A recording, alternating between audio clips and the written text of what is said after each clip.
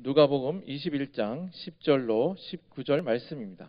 또 이르시되 민족이 민족을 나라가 나라를 대적하여 일어나겠고 곳곳에 큰 지진과 기근과 전염병이 있겠고 또 무서운 일과 하늘로부터 큰 징조들이 있으리라. 이 모든 일 전에 내 이름으로 말미암아 너희에게 손을 대어 박해하며 회당과 옥에 넘겨주며 임금들과 집권자들 앞에 끌어가려니와 이 일이 도리어 너희에게 증거가 되리라. 그러므로 너희는 변명할 것을 미리 궁리하지 않도록 명심하라. 내가 너희의 모든 대적이 능히 대항하거나 변박할 수 없는 고변과 지혜를 너희에게 주리라. 심지어 부모와 형제와 친척과 벗이 너희를 넘겨주어 너희 중에 몇을 죽이게 하겠고 또 너희가 내 이름으로 말미암아 모든 사람에게 미움을 받을 것이나 너희 머리털 하나도 상하지 아니하리라. 너희의 인내로 너희 영혼을 얻으리라. 아멘.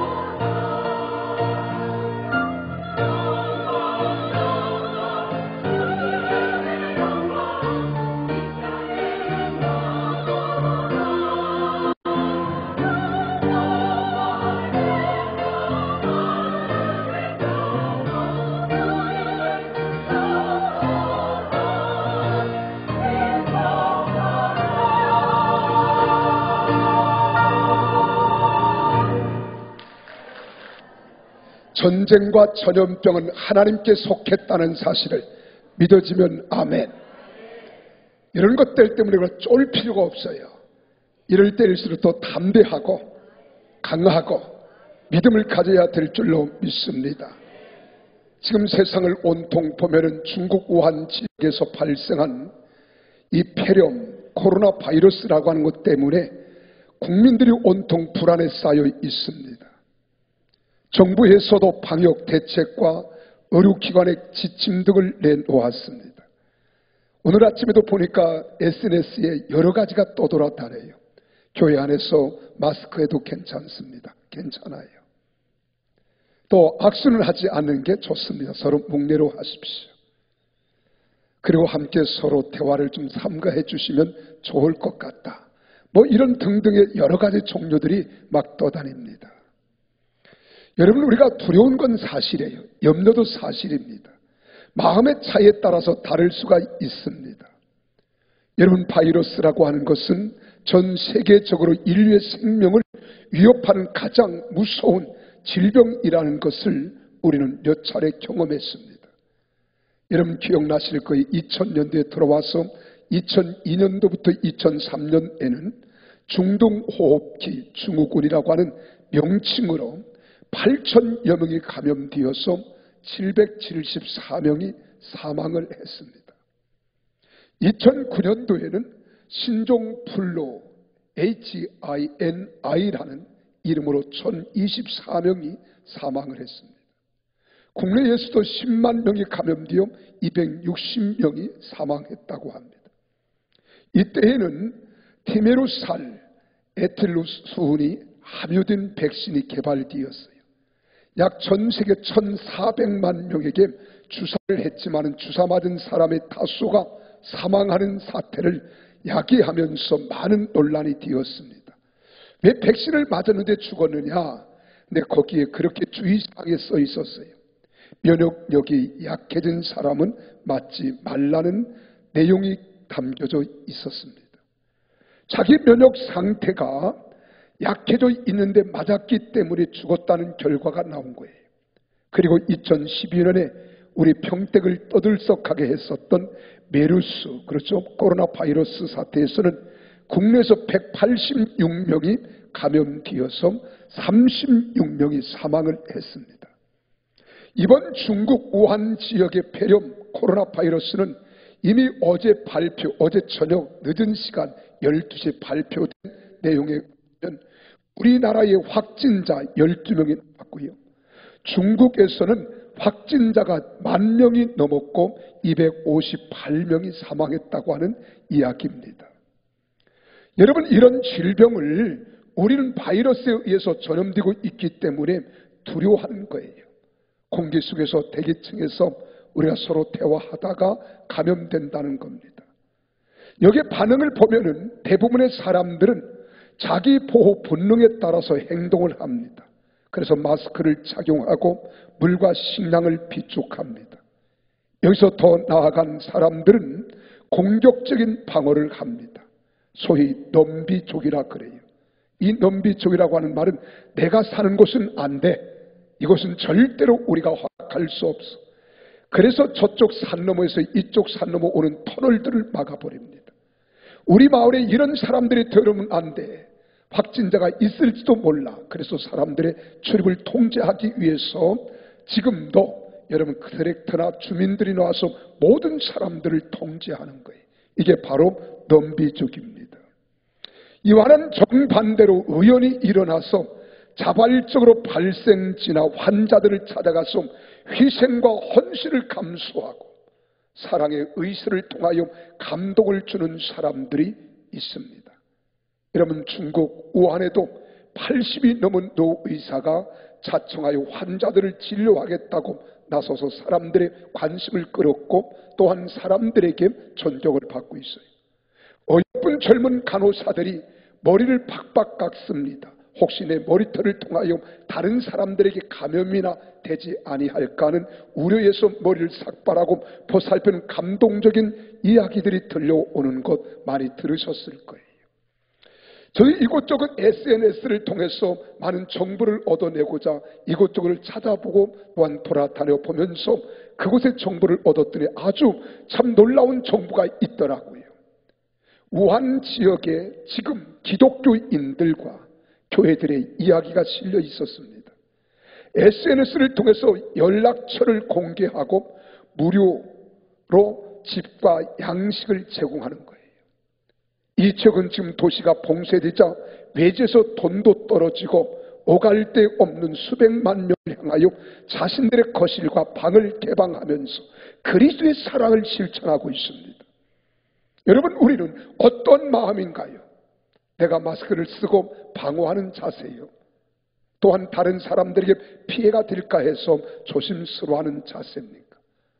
아니면 민비족과 같이 우리 동네는 안 돼, 우리 지역만은 안 돼, 우리 교회만은 안 돼, 그리고 통제하는 사람들입니까?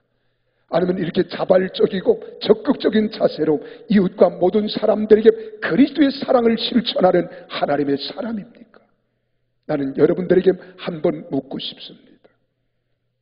이러할 때 우리는 어떠한 자세를 가져야 할까? 이러할 때 우리는 어떤 마음을 가져야 할까? 성경은 그렇게 말합니다. 전쟁과 전염병은 하나님께 속했다고. 믿으시면 아멘 합시다.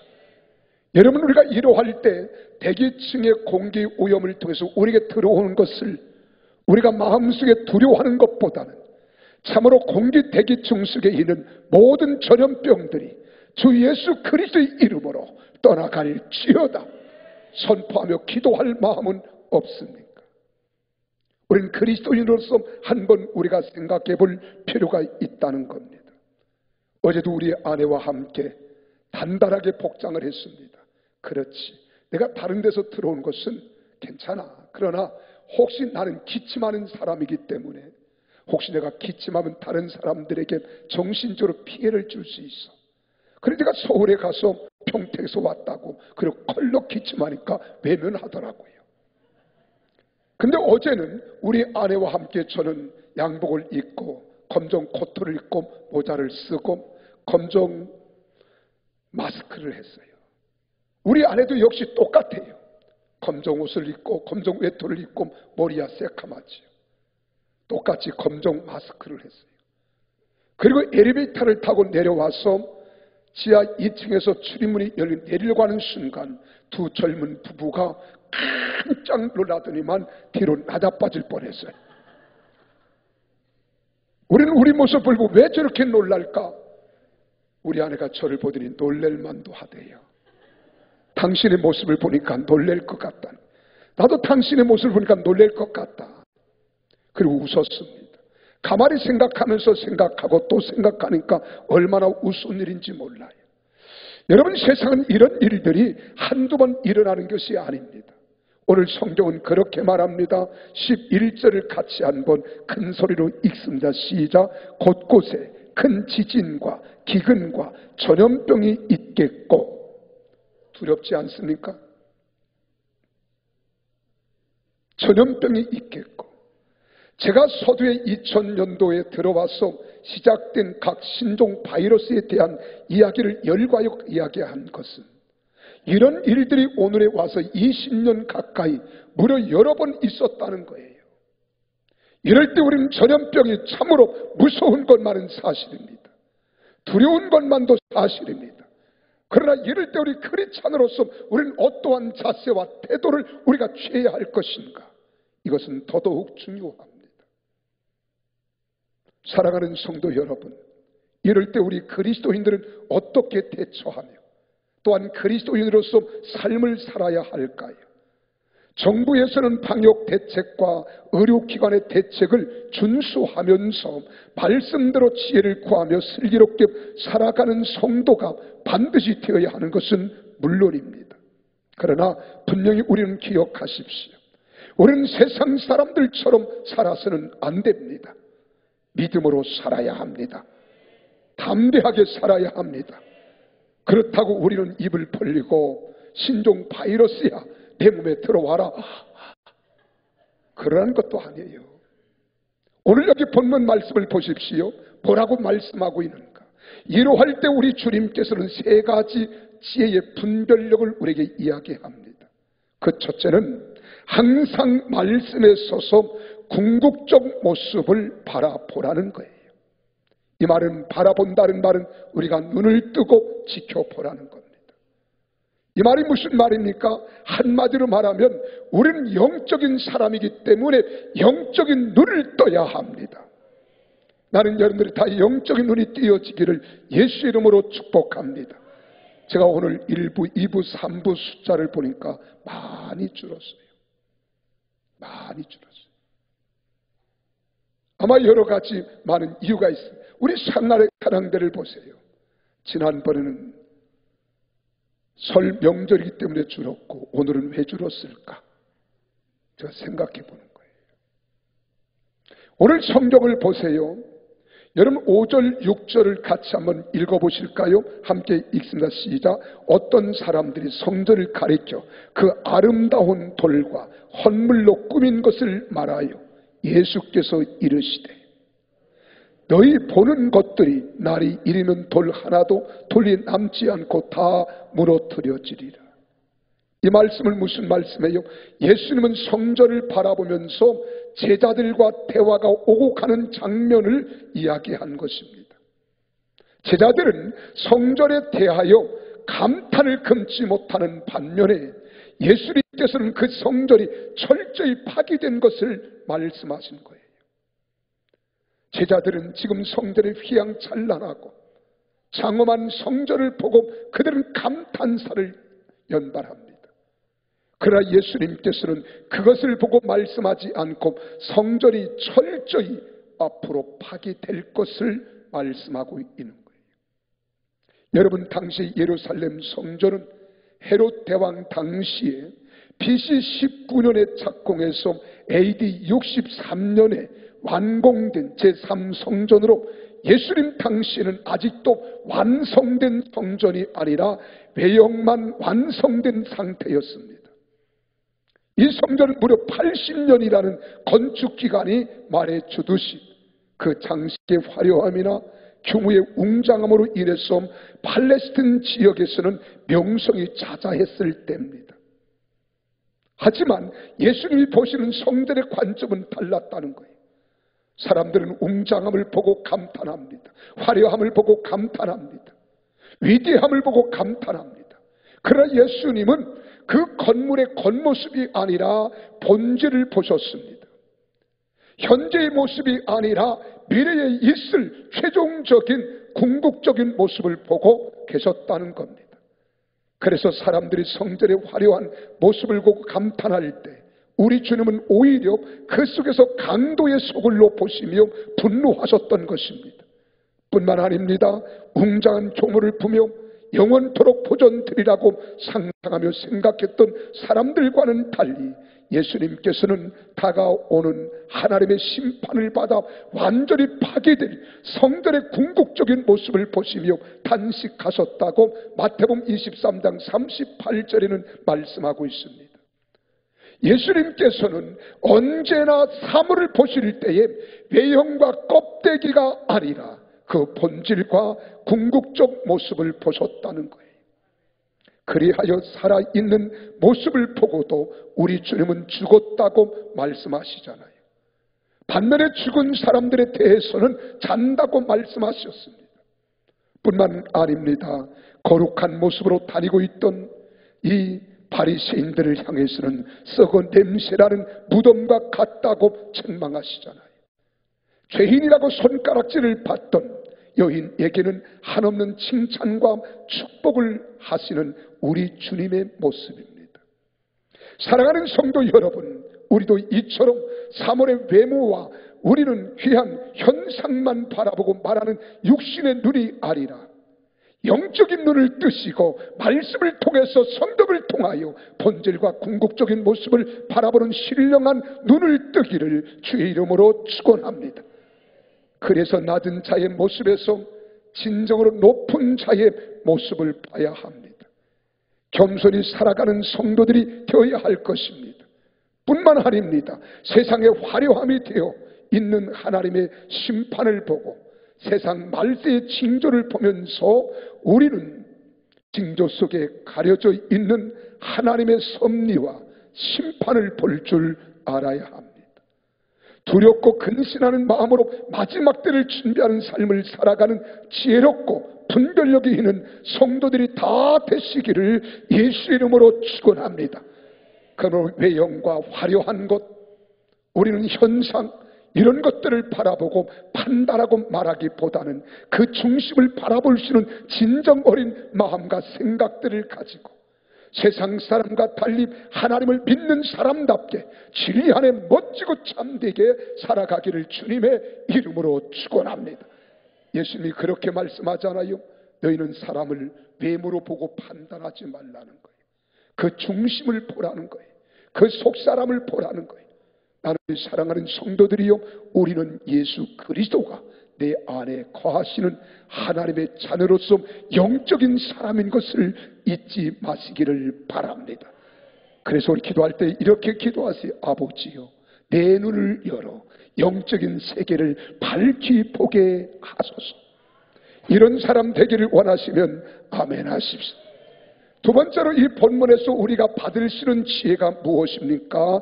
재난의 시작과 세상 끝을 구별할 수 있어야 된다는 거예요. 9절에서 11절 상반절까지를 보십시오. 뭐라고 말씀합니까? 우리 주님께서는 세상의 마지막 때에는 처처에서 각처에서 난리와 지진과 전쟁과 전염병의 소문이 있게 될 것이라고 말씀하시잖아요. 이 말씀을 다른 말씀으로 드리면 천재지변과 같은 자연재앙과 전쟁과 같은 흉흉한 큰일들이 끊임없이 일어나리라는 말씀입니다. 우리는 여기서 한 가지 간과해서는 안 될 점이 있습니다. 그것은 바로 이러한 일들이 주님의 말씀에 의하면 재난의 시작일 뿐 세상 끝을 보여주는 것은 아니라고 말씀합니다. 우리 9절 말씀을 같이 한번 읽어보실까요? 함께 9절을 읽습니다. 시작. 난리와 소유의 소문을 들을 때에 두려워하지 말라. 이 일이 먼저 있어야 하되 끝은 곧 되지 아니하리라. 주님께서 말씀하신 현상들이 나타난다고 해서 곧 세상 끝이 오는 것은 아니라는 말씀이에요. 이런 징조들 때문에 우리는 호들갑을 떨잖아요. 특별히 이단들을 보세요. 신천지나 하나님 교회는 이제 말세가 가까웠다는 겁니다. 물론 말세인 것은 사실입니다. 언제부터 말세입니까? 우리 성경적 역사를 보면 우리는 초반, 중반, 하반 이러는 거예요. 그러면 하반은 언제부터입니까? 예수 그리스도가 오신 이후로, 그리스도가 재림하실 때까지. 그때부터 우리는 지금 뭐예요? 종말입니다. 그래서 지금은 종말 중에 종말이라고 말합니다. 이런 징후들이 나타난다고 해서 우리는 두려워하지 말라는 거예요. 염려하지 말라는 거예요. 이런 징조가 있을 때 아직 끝은 아니라는 겁니다. 근데 이단자들이 자기가 그리스도라고 말합니다. 보혜사라고 말합니다. 이 교회에 와야만 구원을 받는데요. 그건 다 잘못된 겁니다. 오직 예수 그리스도를 믿으면 구원을 받을 줄로 믿으시기를 바랍니다. 그리스도 외에는 다 거짓말입니다. 가짜예요. 이미테이션입니다. 이런 것 가지고 우리는 진짜인 것처럼 하는 그들을 통해서 우리는 속지 말라는 거예요. 이럴 때일수록 우리는 지혜를 깨달아야 돼요. 말씀을 깨달아야 돼요. 믿으시면 아멘 하십시오. 그래서 우리는 이러한 소식들이 들려올 때 세상 마지막 때가 가까워 오고 있음을 알기는 알아야 되지만 어리석은 자들처럼 쉽게 동요하거나 소란을 떨러서는 안 된다고 데살로니가후서 2장 2절에 말하고 있는 거예요. 오히려 그러한 소식들이 들려올수록 우리는 맡은 사명에 더욱 성실해야 하고 충성해야 하고 헌신해야 될 줄로 믿습니다. 그래서 스피노자는 그런 말을 하잖아요. 내일 지구에 종말이 온다 할지라도 오늘 사과나무를 심는 것을 쉬지 말라는 거예요. 심으라는 겁니다. 우리 예수 믿는 사람은 우리 주님이 오늘 오든지 내일 오든지 그게 중요한 것이 아닙니다. 주님 오실 때 나는 어떠한 모습과 자세로 하나님 앞에 살아가는 것이 필요한 줄 믿으시기를 바랍니다. 여러분, 사실 세상 끝은 난리와 기근과 지진과 전쟁과 전염병과 같은 흉흉한 소식이 들려올 때가 아니라 오히려 거룩한 복음이 땅끝 예루살렘 땅끝까지 전하여 졌다는 기쁨의 소식이 들려올 때, 그때가 마지막 때요 주님이 오실 때인 줄 믿으시기를 바랍니다. 그러므로 여러분은 자연의 재앙이나 전쟁과 전염병과 같은 소식이 들먹이며 세상 끝이 왔다고 사람들을 미혹하는 자들의 말에 속아서 허둥대며 방황하지 않기를 바랍니다. 세상 사람들처럼 처신하는 어리석은 자가 되지 말고 그럴 때일수록 더욱 믿음을 견고히 세우며 말씀에 굳게 서는 성도들이 되시기를 바랍니다. 오히려 본전에 기록된 말씀을 부여잡으십시오. 허황된 선조를 막고 이들의 거짓된 가르침에 미혹되는 수많은 영혼들을 구원할 수 있는 진리의 용사들이 되시기를 주님의 이름으로 축원합니다. 여러분, 주님이 오시는 것 대단히 중요합니다. 주님은 반드시 오십니다. 믿으시면 아멘 하십시오. 그 주님이 오실 때 내가 어떠한 모습이냐가 더 중요한 거예요. 두려워하고 떨면서 염려와 근심 중에 우리 주님이 오는 것이 아니라 강하고 담대한 믿음을 가지고 보라 세상을 이기는 담대한 믿음을 가지고 세상을 열심히 성실히 살아가는 그 모습을 보시고 주님은 더 기뻐하시는 거예요. 그래서 언제나 믿음 안에서 멋진 인생을 살아가기를 예수 이름으로 축원합니다.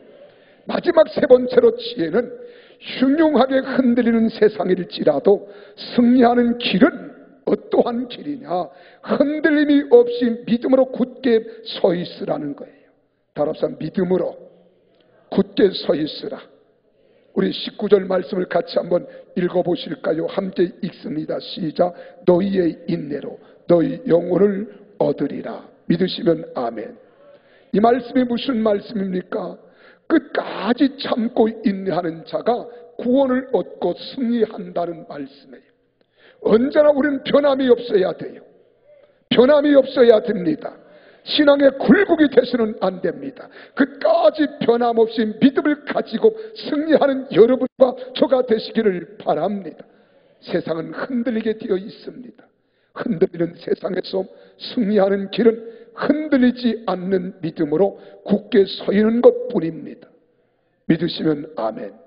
여러분 10절을 같이 보실까요? 우리 함께 10절을 읽습니다. 시작. 또 이르시되 민족이 민족을 나라가 나라를 대적하여 일어나겠고. 믿으시면 아멘. 여기서 민족이 민족을 나라가 나라를 대적하여 일어나겠고라고 하지 않습니까? 그래서 보통 국제 정치학적으로 보면은 각 국가와 민족 사이에는 대개 평화협정이나 조약 등을 맺으면서 평화를 도모하는 것이 일반적인 정치입니다. 그런데 이러한 나라들끼리 전쟁을 한다는 것은 바로 믿고 의지했던 약속이 흔들리고 깨어진다는 것을 의미하는 거예요. 그래서 사람들은 서로 세계평화 조약기구에 가입을 하잖아요. 그러나 자국에 손해가 날 것 같고 이익이 되지 않으면 그들은 언제든지 탈퇴합니다. 이게 세상의 협약이고 약속입니다. 그런데 전쟁이 일어난다는 거예요. 민족과 민족, 나라와 나라 대적하여 일어난다는 겁니다. 이 말은 이렇게 흔들림이 변함이 없다는 거예요. 흔들릴 수밖에 없는 게 이 세상 정세고 상황이고 환경입니다. 또한 11절에 보면 처처에 각처에 지진과 기근이 있고 전염병이 있겠고 하늘에서 큰 징조들이 있겠다고 했어요.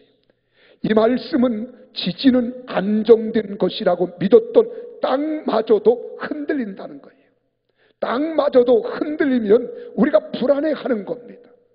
세상의 땅이 흔들리면 어떻게 집을 짓습니까? 그래서 지진에 대비하여 우리는 지진 몇 도까지 끄떡없는 이런 건축 양식을 가지고 설계하는 겁니다. 그런데도 땅도 흔들린다는 거예요. 또한 전염병은 사람들이 믿고 의지했던 과학 문명도 여러분 막을 수 없는 것이 전염병입니다. 그래서 요즘 자주 듣는 말이 뭔 줄 아십니까? 신종이라는 말이에요. 새로운 병원체, 새로운 바이러스가 생길 때마다 우리는 신종 바이러스 그러지 않습니까? 메르스가 있을 때에도 사스가 있을 때에도 지금도 우리는 신종. 왜 신종이에요? 새롭게 태어난 바이러스라는 거예요. 새롭게 생겨난 바이러스라는 거예요. 그래서 사람들은 백신을 연구합니다. 치료가 되는 듯 하다가 또 다른 신종 바이러스가 생겨나면 또 그걸 준비해야 하는 거예요. 인간의 과학과 문명이 아무리 발달하고 발전했다 할지라도 새롭게 태어나는, 새롭게 생성되는 이러한 바이러스를 막을 길이 없습니다. 하나님이 하셔야 하는 거예요. 하나님이 도와주셔야 하는 겁니다. 우리는 이런 것들 때문에 두려워하지 마세요.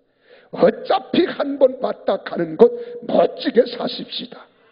오늘 밤이면 어떠하겠어요? 내일인들 어떠하겠어요? 하나님이 기뻐하시는 사람, 하나님이 원하시는 하나님 백성답게 언제나 우리는 믿음에 흔들리지 말고 견고하여 하나님께 영광을 돌리는 우리 모두가 되어지기를 예수 이름으로 축원합니다. 지금 우리 병원 의학계에서 발표된 병명이 무려 얼마인 줄 아십니까? 12,400여 가지가 된다 그래요. 해마다 늘어나는 겁니다. 해마다 많아지는 거예요. 이제 걷잡을 수가 없습니다. 그래서 사람들은 사람도 의학도 과학도 믿을 만한 것 같지만 믿을 수 없이 흔들린다는 거예요. 땅도 흔들린다는 거예요. 또한 그 다음에 말합니다. 하늘에 큰 징조라는 것들이 왜 발생합니까? 규칙적으로 운행되던 하늘의 질서가 흔들리기 때문이 아닙니까? 그뿐입니까? 16절을 우리 다 같이 한번 힘차게 읽겠습니다. 시작. 심지어 부모와 형제와 친척과 벗이 너희를 넘겨주어 너희 중에 몇을 죽게 하겠고 믿으시면 아멘. 이 말이 무슨 말이에요? 그토록 믿었던 혈육의 사랑과 친구의 우정마저도 흔들리고 깨어진다는 겁니다. 그리고 이러한 흔들림은 더욱 부채질하고 선동하는 것은 8절에 언급된 거짓 그리스도예요. 거짓 그리스도. 8절을 같이 읽어봅니다. 시작. 이르시되 미혹을 받지 않도록 주의하라. 많은 사람이 내 이름으로 와서 이르되 내가 그라하여 때가 가까이 왔다 하였으나 그들을 어떡하지 마라. 따르지 말라. 말세가 되면 우리를 현혹하는 적그리스도가 여기 있다 저기 있다 하여도 너희가 믿지 말라는 거예요. 예수 그리스도는 오직 한 분이십니다. 주님이 오실 때 오시는 거예요. 여러분, 그 주님이 언제 오신 줄 아십니까? 반드시 주님은 오십니다. 믿어지면 아멘 하십시오. 반드시 오신다니까요. 그날을 제가 가르쳐 드릴까요? 나는 압니다. 그날이 언제냐? 오시는 날입니다. 오시는 날. 그러므로 염려하지 마세요. 오늘 성경에 두려워하지 말라고 말씀하고 있는 겁니다. 그토록 믿었던 내 사랑하는 부모 형제도 친구도 나를 배신하고 흔들리는 세상이 이 세상이에요. 그렇다면 이처럼 모든 것이 흔들리는 세상에서 흔들리지 않고 승리할 수 있는 길이 무엇입니까? 흔들리지 않는 신앙으로 굳게 서서 이러한 모든 것들과 싸워 나가는 겁니다. 그것은 성령 충만 받으면 보혜사 성령께서 친히 지혜를 주실 줄 믿으시기를 바랍니다. 그러면 나도 견고한 신앙, 분별력 있는 신앙으로 스스로를 견고히 세워나갈 뿐만 아니라 흔들리는 세상 사람들의 마음도 붙잡아 줄 수 있는 능력자가 될 줄로 믿습니다. 그러므로 살아가는 성도 여러분, 마지막에 가까워 하늘과 땅의 모든 것들이 이처럼 흔들릴 때 영원한 반석이신 예수 그리스도 위에 굳게 서서 결코 흔들리지 않기를 주의 이름으로 축복합니다. 우리가 성령으로 충만하여 세상을 본받지 않고 분별한 지혜로운 신앙으로 믿음에 굳게 서 있는 한 세상이 아무리 흔들리고 요동한다 할지라도 우리는 안전하게 구원의 항구에 이르게 될 줄로 믿으시기를 바랍니다. 그래서 고린도전서 15장 58절에 말하잖아요. 그러므로 내 사랑하는 형제들아, 견고하며 흔들리지 말며 항상 주의 일에 더욱 힘쓰는 자들이 되라. 이는 너희 수고가 주 안에서 헛되지 않은 줄을 알미니라. 할렐루야. 이런 성도들이 되시기를 바랍니다. 그러므로 사랑하는 성도 여러분, 우리가 두려워하지 말고 염려하지 말고 도리어 이렇게 적극적인 자세로 나아가십시오. 이 세상 대기권을 잡고 있는 신종 바이러스 길은 예수 이름으로 명하노니 떠나가라 하는 거예요. 그렇게 외치십시오. 이런 믿음의 사람이 진정 믿음의 사람이에요. 이런 사람이 담대하게 신앙으로 승리할 줄 믿습니다. 그러는데 목사님, 죽으면 어떻게 해요? 죽으면 죽는 거지 뭐. 한 번 죽는 것은 당연한 거예요. 그런 믿음이 없이 죽는 것보다는 믿음을 지키다가 죽으면 하나님이 더 기뻐하시는 거예요. 이런 소리 하면 이성적인 사람, 철학적인 사람은 강 목사가 무식한 소리 안 앉았네. 생긴 건 무식하게 생긴 것 같지 않은데 어떻게 미련한 소리 하고 있어? 라고 할지는 몰라. 이게 신앙의 권면입니다. 신앙의 권고입니다. 담대하십시오. 믿습니까? 주의할 것은 주의하되, 그러나 우리가 섣불리 세상을 여러분 두려워하지 마세요. 결론입니다. 사랑하는 성도 여러분, 예수님께서 마지막 때의 징조에 대하여 낱낱이 열거하시면서 동시에 친히 도우시리라는 약속을 주시잖아요. 도우시리라. 이걸 붙잡아야 돼요. 오직 성령 충만 받으면 인내하는 자만 구원을 받으라고 약속하셨습니다. 그러므로 이처럼 모든 것이 흔들리고 깨어지는 마지막 때에 더욱 견고하여 진리의 반석 위에 서서 흔들리지 않는 신앙으로 더욱 열심을 품고 서로 사랑하며 하나된 모습으로 세상과 싸워 승리하시기를 예수 이름으로 축복합니다. 나는 부탁합니다. 주님께서 다시 오실 그날에 시대를 분별하며 지혜롭게 살다가 승리자의 영광스러운 모습으로 주님 앞에 서시는 성도들이 되시기를 바랍니다. 그래서 항상 말씀 위에 굳게 서십시오. 그리고 영적인 눈을 여시고 우리가 궁극적 모습을 바라보십시오. 채날의 시작과 세상 끝을 구별할 수 있는 지혜자가 되셔서 아무리 세상이 흉흉하게 흔들리는 세상에서 승리하는 길은 성령의 능력받아 흔들림이 없이 말씀을 붙잡고 믿음으로 굳게 서 있는 것임을 믿으시기를 바랍니다. 이건 바이러스가 아닙니다. 우리 주님께서 출애굽기 15장 26절에 그렇게 말하잖아요. 이르시되 너희가 너희 하나님 나 여호와의 말씀을 들어 순종하고 내가 보기에 의를 행하며 내 계명에 귀를 기울이며 내 모든 규례를 지키면 내가 애굽 사람에게 내린 모든 질병 중 하나도 너희에게 내리지 아니하리니 나는 너희를 치료하는 여호와임이니라. 이렇게 되기를 주의 이름으로 축원합니다. 기도하시겠습니다.